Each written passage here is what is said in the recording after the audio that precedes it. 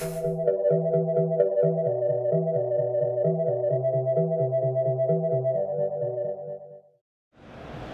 like playing Legacy because I like to use the older cards, really like Brainstorm, Dark Ritual. I like to do big, awesome stuff and cast spells. I'm not really a big fan of creatures, so this is the best format to facilitate that. My name is Ryan Crouch. I'm playing the Epic Storm, and we are playing here at Grand Prix Columbus, the Legacy Grand Prix. Storm is a mechanic that this deck uses to its fullest potential.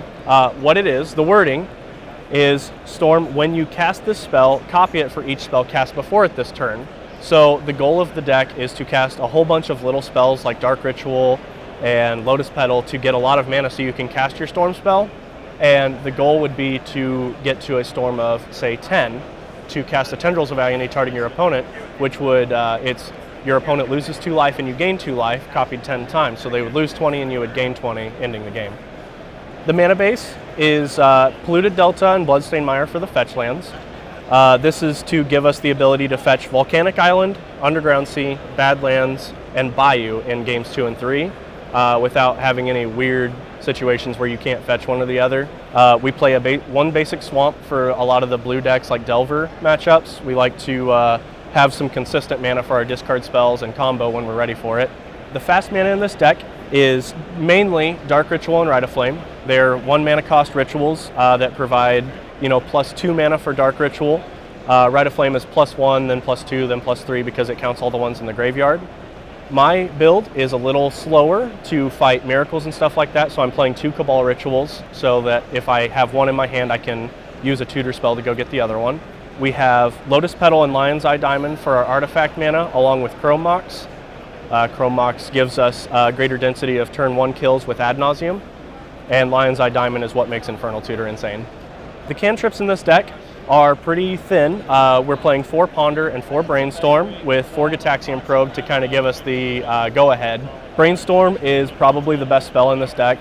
It's very rare that you cast and resolve a Brainstorm in this deck and you don't kill your opponent that or the next turn.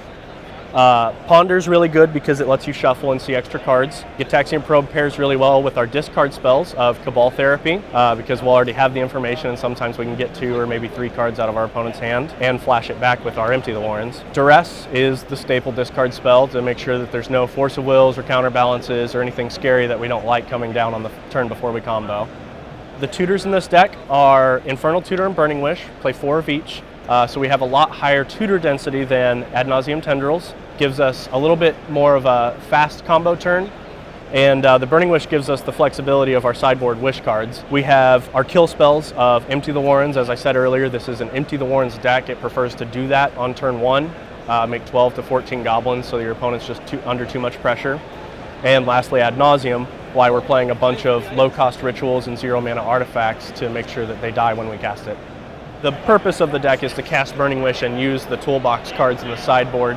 The Burning Wish is 1 in a red to choose a sorcery you own from outside of the game, so in competitive and professional REL, that's going to be our sideboard. Outside the game, reveal it and put it into your hand and you exile Burning Wish. We use a toolbox of things to deal with a multitude of board states. We have Past in Flames for very long games like against Miracles or heavy discard decks like Pox. We have Grape Shot when we want to kill a bunch of little creatures, or if we want to just get to 20 Storm and 1 them to death. We want to get a little obnoxious about it. Empty the Warrens for the fast turn 1, make 12 to 14 goblins turns. Pulverize is a recent addition to fight the Eldrazi Menace. They like to make hate artifacts on turns 1 and 2, like Thorn of Amethyst and Chalice of the Void. We have Thoughtseize as extra discard against blue decks. Massacre to fight hate bears like Death and Taxes and Maverick. Dark Petition so that we can get something out of our main deck that we need, like more rituals and Ad Nauseam. Of course, our main kill spell, Tendrils of Agony. Void Snare as the kind of catch-all sorcery for a blue, return target non-land permanent to its owner's hand. And of course, the last catch-all would be 4 Abrupt Decays for games 2 and 3 to blow up Counterbalance, Chalice of the Void, and a Bayou to cast them with, which we bring in for the longer games. So the way this deck wins the game is you would want to cast like a Dark Ritual to start you're getting your Storm count higher and you're getting more mana. You play a Lion's Eye Diamond so that if you cast an Infernal Tutor, hold priority, and break the Lion's Eye Diamond for mana. With enough mana, we will cast Ad Nauseam, which lets us draw cards from our deck at the cost of life to their mana cost. So we're going to draw 12 to 15 cards, which is going to give us more than enough spells to cast 10 or more to Burning Wish for our Tendrils of Agony and kill our opponent. What I like most about playing the Epic Storm is it's extremely fast. It's actually pretty flashy. You have a really big combo turn, and it's really early, and it's a good way to have a lot of fun. Your friends might like you a little less for it for the day, but then they'll play it too.